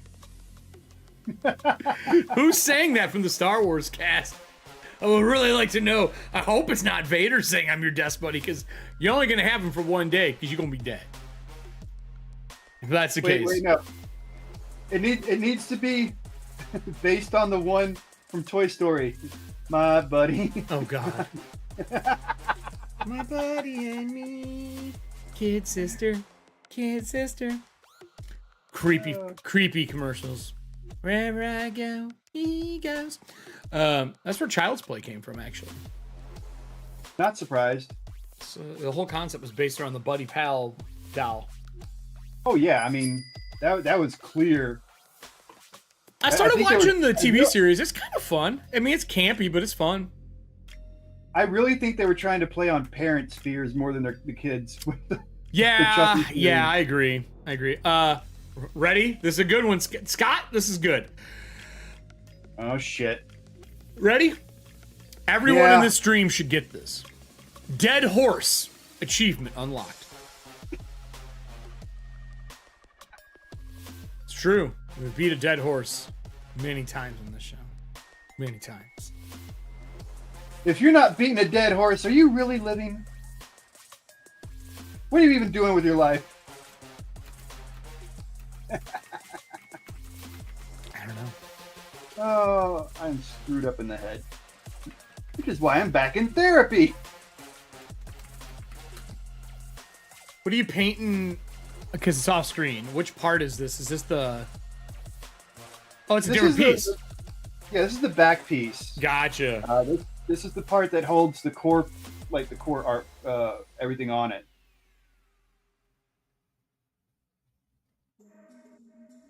So sorry, I'm leaning in because I'm looking. He's on the bottom of the screen for me, so I have to like lean down here to look. Let me go back to where I can see. Okay. Yeah, there we go. Okay, so I can see. No, I have to lean because I have... I wish I could put your cam at the top of the screen, like drag him around in OBS. I can't. Or in Ninja. I can't do that, but it is what it is. So is there any new games that you're looking forward to coming out at Gen Con? Have you looked into like things you want to go look at or what you're looking for at Gen Con since this is your first Gen Con? Well, obviously you're doing networking for work, but right. And one thing I'm curious about is like I haven't looked to see if they're going to be there yet, but I am curious if Marvel's going to be there or have some kind of presence. Nope. That will talk about the because that's the week the game gets released. Oh, you mean what company is 616? I thought it was direct from Marvel. I could be wrong. Let me look it up. Marvel 616 RPG. It is from them. Okay, that's news to me. I didn't realize it was from them, to be honest with you. Yeah. Let me. That's why when the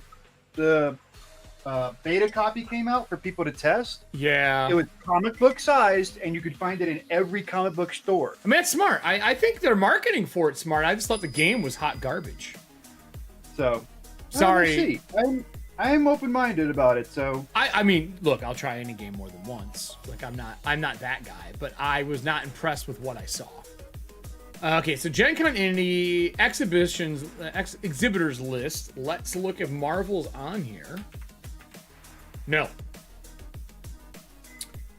but do you know who's going to distribute it other than that? Because you might find it at like a company maybe, but Marvel's not there. If anybody, well, I mean, if it's a typical Marvel product, then Diamond Distribution should be the one handling it. I would think.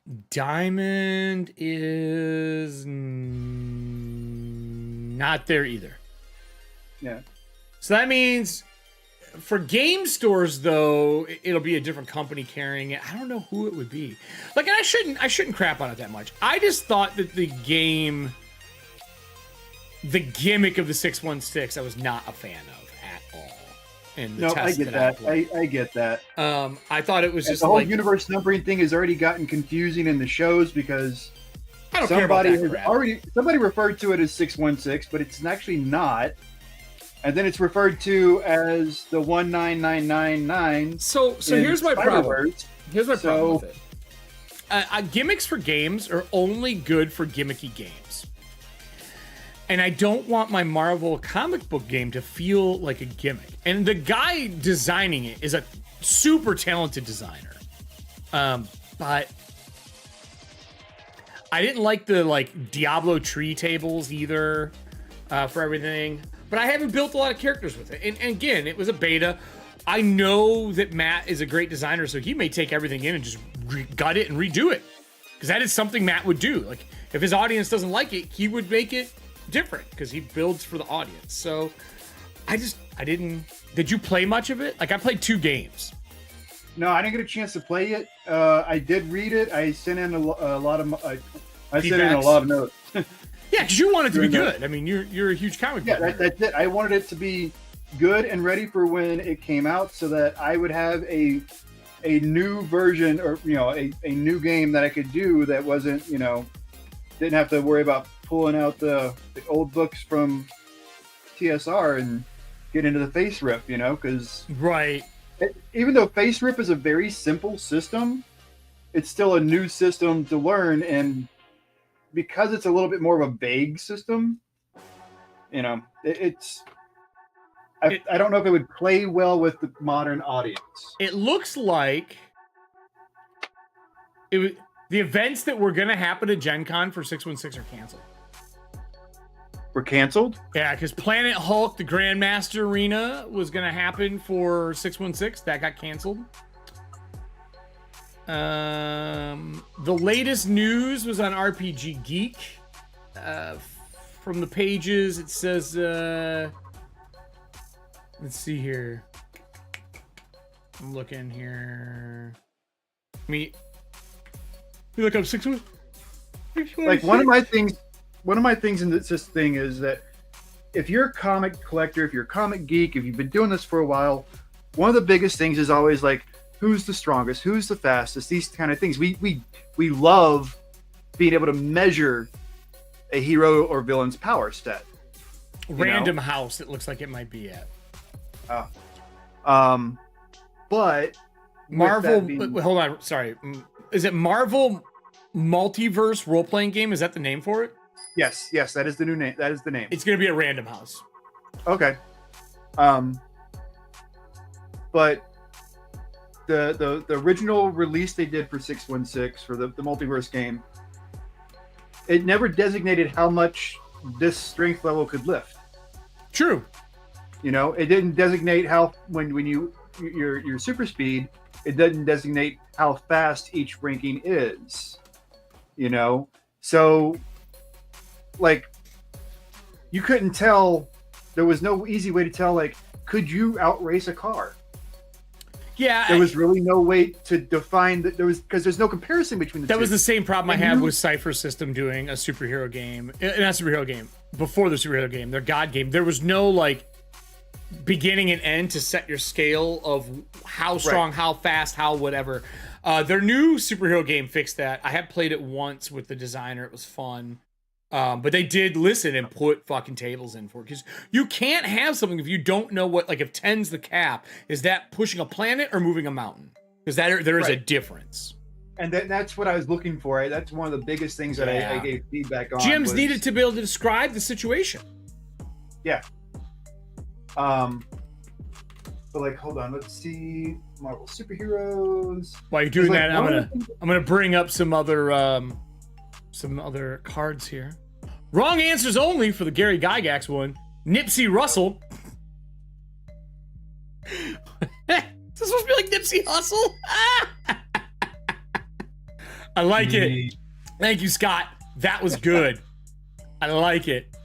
Who is your favorite and why is it Jay? He laughs at all my jokes. Scott. Wait, are you saying I'm easy? Scott. Sneaky.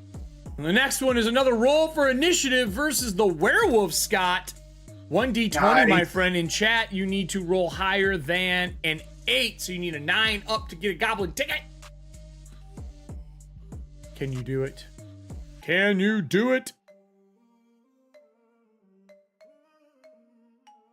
Let's see if they've got the breakdowns in here, and I'm not seeing it. No. Okay.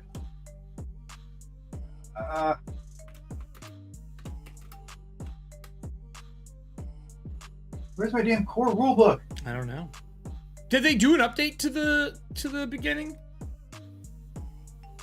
The beginning of what? Did they do an update to 616 at all during the beta or no? They did have some online betas, like updates, but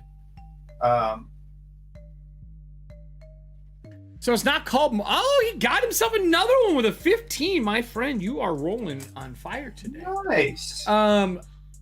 I don't think I remember Random House ever being at a Gen Con in Indy.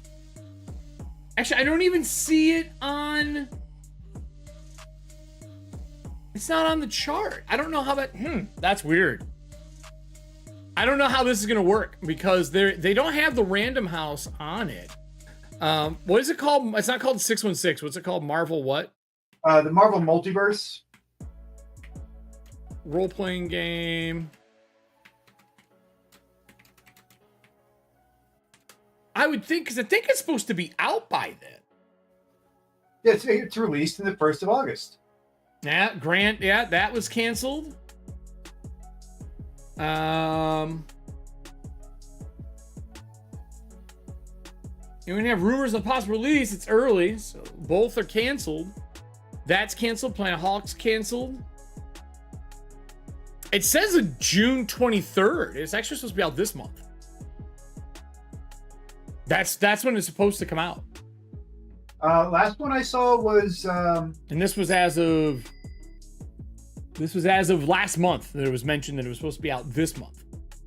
Because the last time I checked on Amazon, because I have my that's where my pre-order is, it was definitely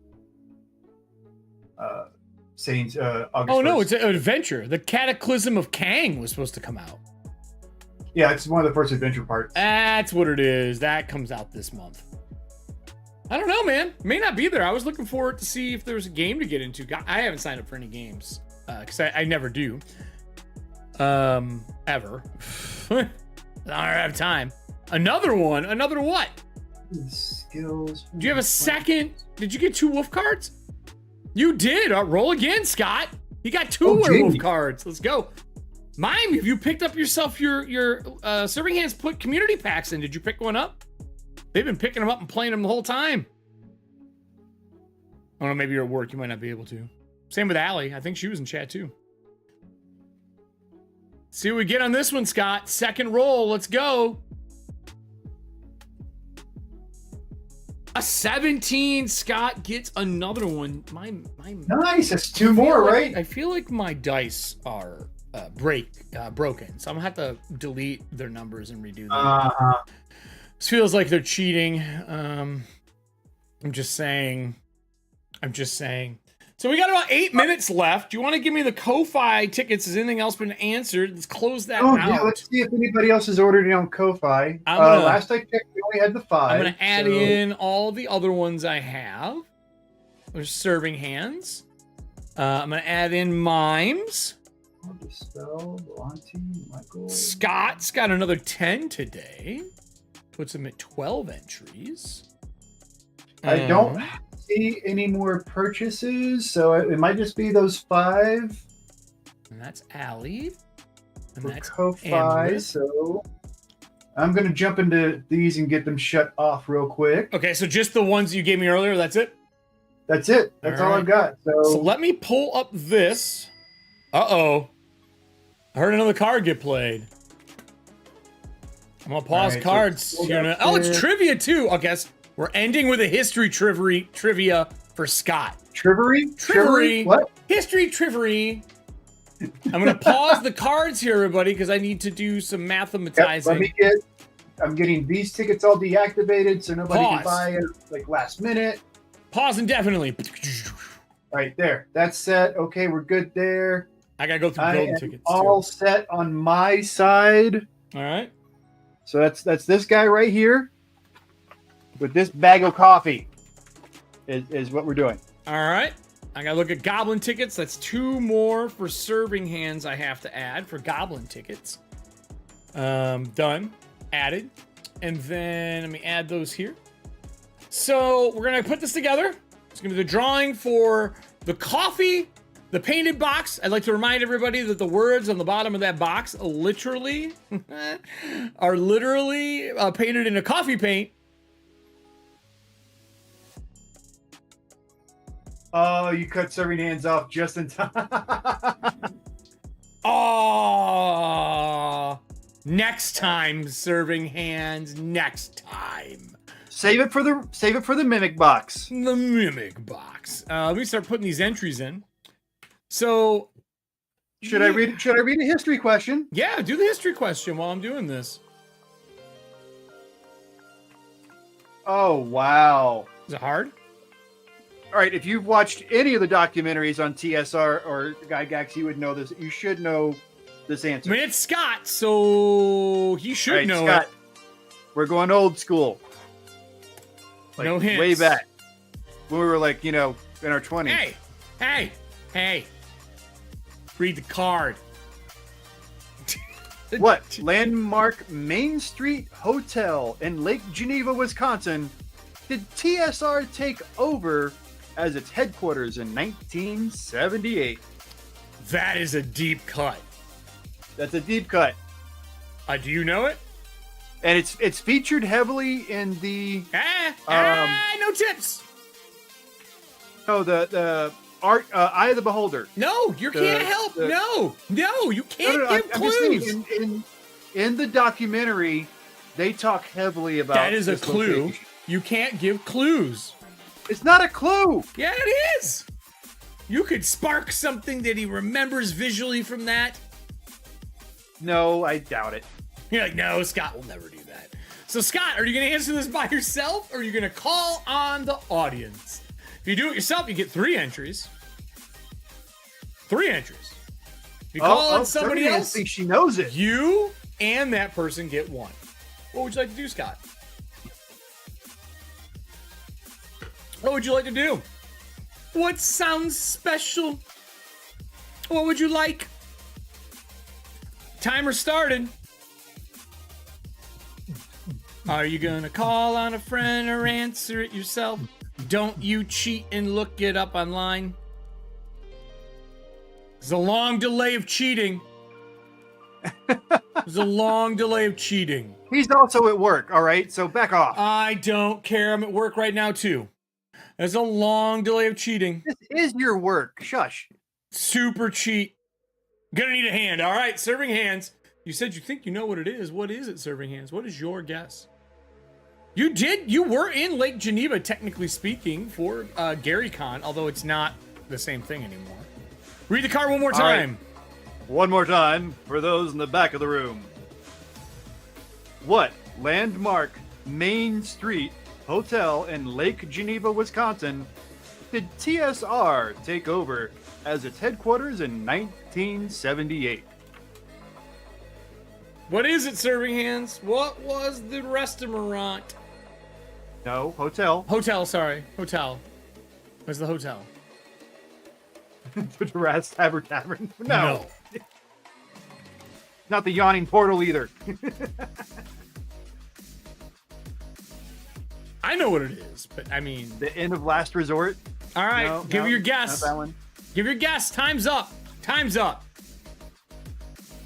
What is your guess, serving hands? Throw it out there. I know what it is. Going once. Going twice. Going twice. Going for that delay of 10 to 30 seconds. Time is at 2 minutes, which is all the time we can give. Going once, going twice. Nothing has been said. I believe, if I remember correctly, it was the name of a person. It's not the Playboy Mansion. Hotel Claire. Hotel Claire is the correct answer. And it was not in good repair when they got it. Hell no, it wasn't. It was a landmark, but it was not a well kept Yes, landmark. so was a minefield, technically speaking. It was there garbage. were some rooms that were kind of dilapidated. And they did fix it up some, but I will tell you that even after it was repaired, there's a lot of rooms they did not repair. And haunted. TSR HQ was haunted. So they say. Well then, with that, we have a lot of entries today. We have good. There's I'm not gonna lie, I've been like 70 entries for this one. Which are it's been a while since we had that many, so that's good. I'm happy about that. Yeah. I think the highest we ever had was like 100 and something, which was that fight for the Cthulhu box. So yeah, but that 100 and something was like 80 of those were between serving hands and doesn't matter. Andrew. And we weren't even doing kofi then. So with that said, I, for Pride Month, decided I would make our spinner match. Well, look at the spinner. What? Oh, it's the total Roy G. Biv. I don't know why this thing keeps like falling back on my delay, but yeah, I don't know. So we gotta shuffle it 3 times. 1, 2, 3. Shuffle 3 times. All right. I feel like I need some better music for this. I need to find a song. Fine. You did fine. Yeah, no, serving hand. No, that was bad. Whatever it is he's talking about was bad. I don't agree. All right, here we go. Whatever. I don't even know what you're talking about. I can't see the chat right now. All right, everybody. Are we ready for the draw? Are we ready? We got a bunch of entries. We completed a trivia piece this month. So we're now on to the gelatinous cube, which means everyone during that show had a live one. The trivia stuff is big. That means everybody gets entries. Thank you to all the people who bought cards this month. Thank you to Serving Hands for gifting packs. Yes. Thank you for the people who bought on Ko-Fi. Same as always, you have 24 hours to respond after being contacted. And let's go. 3, 2, 1. Band of music. Brown chicken, brown cow. Well. Mr. Scott Grubbs. Did he really win it? Scott won. I can't see it, so don't be messing with me. Don't be playing with my emotions. Scott won. Scott, I'd like to remove all your entries and say no. and then give it to somebody else at random. No, I'm just kidding. Congratulations, Scott. I don't think you've won since Norse Foundry days, good sir. And I was told privately you were super interested in getting this one. So congrats to you. You got coffee, you got a coffin, and thank you everybody for watching the show. I have a bunch of stuff going on over the next week. Let's see here. Playtest on Saturday. We are off next week for Monday and Tuesday because it's the beginning of the month. Everybody enjoy your holiday. And then our final for Valiant Soil will be Wednesday at 6 p.m. CST, 7 p.m. EST. And this weekend, there's a good chance you might see me pop up randomly on YouTube for some design diaries as I start working on my new setting, Breachers, for Dragonbane. It's been a month. It's been a good month. Next month is the lovely Mimic Box from Works of Whimsy. Maybe we can get Jess on again to come talk. We were trying to get Dave on, but he was traveling so much for Smugglers. That man has been at a show or event almost every week. Yep. So hopefully we can get him on coming up. I hope he's at Gen Con. I don't know. Maybe he'll be at Gen Con. I should ask him. Maybe. But yeah, for everybody else, have a wonderful holiday. Thank you for joining us, for watching Paint Dry. And we will be back, not next week, but the week after, for a brand new LAUGHAL, a brand new chance to win, and some new cards and a bunch of other fun stuff, like always. Thank you for joining us, everybody. Have a great one. Go watch Invasion. Wave bye, Riddles, so I can do the YouTube stuff. It's so weird that he waves to himself. All right, if you're watching this later over on YouTube, thank you so much for joining us. Down below, why don't you tell us what you would like to see painted next for a box? For the next box that we do, if they have a favorite Riddles pattern or a favorite Riddles design, if there's something you'd like on Dicebox, let us know. Maybe we can do that in the future. If you are watching this over on this side, there's gonna be a video to watch. This is probably gonna be Dragonlance, I'm guessing. And then this side is the bell. We're trying to hit 500. 1,000 is the big goal, but 500 so we can partner with YouTube. Thank you so much for joining us, everybody, and we will see you in 2 weeks. A whole 2 weeks, which means Eric's gonna be working a ton. Bye, everybody.